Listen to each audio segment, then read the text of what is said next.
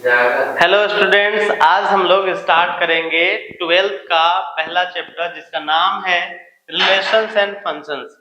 तो relation and function में basically हम लोग को 12th में जो पढ़ना है वो टाइप्स ऑफ रिलेशन को पढ़ना है। तो हम लोग 11th में जो कवर कर चुके थे उसको रिकेप कर लेते हैं थोड़ा, कि सबसे पहले स्टार्ट होता है ये रिलेशन फंक्शंस का जो स्टार्टिंग पॉइंट है वो सेट से स्टार्ट होता है। तो आप लोग सेट्स को पढ़ चुके हैं 11 में कि ये well defined collection of objects होता है, कलेक्शन ऑफ ऑब्जेक्ट्स होता है, well defined collection of objects होंगे। ये आप लोग 11 में देख चुके हैं।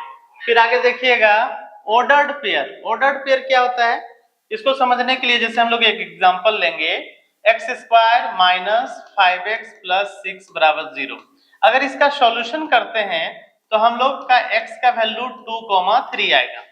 अब इस सॉल्यूशन को कोई जो है 10th में ऐसे भी लिखते होंगे 3,2, तो दोनों ही वैलिड है। लेकिन अगर इस सॉल्यूशन को हम लोग 2,3 में हम लोग लिखें और उसमें स्मॉल ब्रैकेट डाल देते हैं तो इसका मीनिंग ये हो जाता है कि 2 का और 3 का पोजीशन हम लोग का फिक्स हो गया। और इस केस में ये जो हम लोग लिखे हैं इसको ऑर्डर्ड पेयर में बोलेंगे। ये जो एलिमेंट्स है वो किसमें है, ऑर्डर्ड पेयर में। अगर इसको हम लोग समझे ग्राफ से तो देखिएगा एक्चुअली में इसमें हो क्या रहा है कि हम लोग अगर कोई ग्राफ को लेते हैं इसमें रिप्रेजेंट करते हैं 5,10 को। 5,10 को अगर हम लोग यहाँ पे दिखाना चाहें तो ये रिप्रेजेंट किस जगह पे होगा, 5,10 इस जगह पे आएगा, ये पॉइंट आएगा। अगर इसी को हम लोग लिखे 10,5 तो ये पॉइंट्स हम लोग को यहाँ पे आ जाएगा 10,5। तो दोनों का पोजीशन में क्या है, डिफरेंस है। इसका पोजीशन यहाँ पे है, इसका पोजीशन यहाँ पे है। इसका मतलब ये हो गया कि दोनों ही जो पॉइंट है उसका रेफरेंस वैल्यू अलग अलग है, अलग जगह पे रेफरेंस कर रहा है। तो ये ऑर्डर्ड पेयर में मीनिंग हम लोग का चेंज हो जाता है जब उसके एलिमेंट्स को चेंज करते हैं। समझिएगा, आगे देखिएगा क्या होता है। इसको हटा ले सबसे पहले हम लोग यहाँ पे देखिएगा, अगर इसको हम लोग कोई स्टूडेंट लिख रहा है 3,2 तो बिल्कुल इसका मीनिंग अलग निकलेगा। यहाँ पे 2,3 जो है वो 3,2 के इक्वल नहीं हो सकता है। ऑर्डर्ड पेयर में जो एलिमेंट्स होते हैं वो ये इसको फर्स्ट सेट से लिया जाएगा और इसको हम लोग सेकेंड सेट से लेंगे। यहाँ पे भी जो 3 लिया गया है वो फर्स्ट सेट से है और ये कौन सा सेट से होगा, सेकेंड सेट से हम लोग को लिया जाता है। और जनरल में बात करें तो हम लोग का a, b जो है वो नॉट इक्वल्स होगा b, a के, ये इसके इक्वल नहीं होगा। ये तभी पॉसिबल है जब ये दोनों इक्वल का पॉसिबल होगा। a, b जो है वो b, a के पॉसिबल तभी होगा जब a जो है वो b के इक्वल होगा, तब ये पॉसिबिलिटी है, अदरवाइज ये पॉसिबल नहीं है। थर्ड में हम लोग देखें कि कार्टेशियन प्रोडक्ट। कार्टेशियन प्रोडक्ट क्या होता है, तो कार्टेशियन प्रोडक्ट क्या होगा, कार्टेशियन प्रोडक्ट एक सेट होता है। कार्टेशियन प्रोडक्ट क्या होगा हम लोग का, कार्टेशियन प्रोडक्ट होता है सेट होता है ए बी सेट, यानी अगर हम लोग ए बी लिखे तो ए बी और सच दैट ए जो है कोई एक सेट का एलिमेंट होगा और जो बी होगा वो दूसरे सेट का एलिमेंट होगा। दूसरा सेट में कोई आप ले लो, ए डेस ले लो या फिर कुछ भी और ले लो।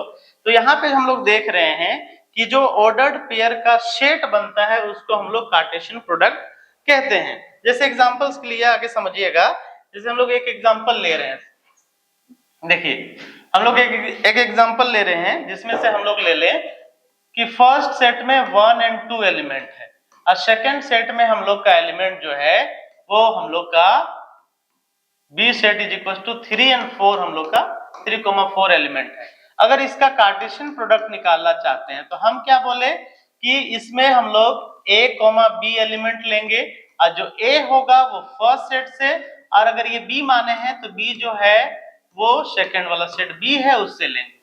ठीक है, तो यहाँ पे जो एलिमेंट को अगर हम लोग लिखना चाहते हैं तो कैसे लिख पाएंगे, तो लिखेंगे 1, इसका एक एलिमेंट उठाएंगे ये आ जाएगा और इसका एक एलिमेंट दूसरा उठाना पड़ेगा तो ये आएगा हम लोग का। तो ये फर्स्ट एलिमेंट होगा, सेकंड में क्या होगा 1, 4 ये आ जाएगा। फिर हम लोग का क्या हो सकता है पॉसिबिलिटी 2 और 4 आएगा, और फिर क्या हो सकता है हम लोग का 2 और 3 आ जाएगा।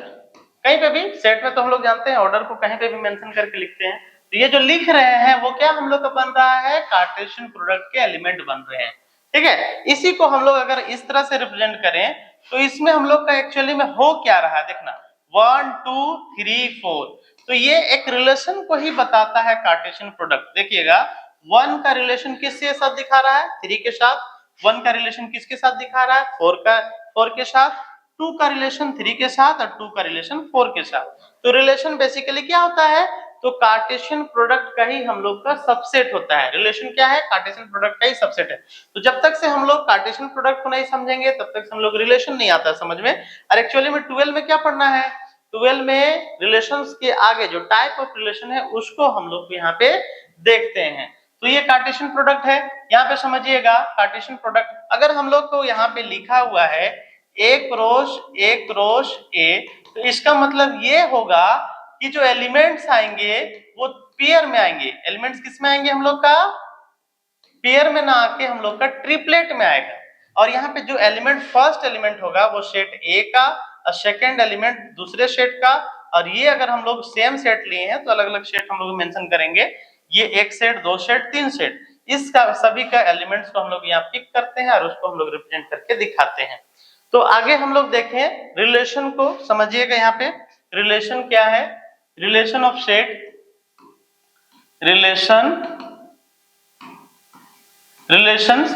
तो रिलेशंस हम लोग जनरली जो भी हम लोग डे टू डे लाइफ में देखते हैं कि किसी का किसी के साथ रिलेशन रहता है, उसी को यहाँ पे हम लोग मैथमेटिकली फॉर्म में रिप्रेजेंट करके दिखाएंगे। जैसे एक हम लोग सेट लेते हैं जिसमें हम लोग टीनू और मीनू का एग्जांपल लेते हैं। समझिएगा ये टीनू और मीनू इधर भी है, तो टीनू के साथ या फिर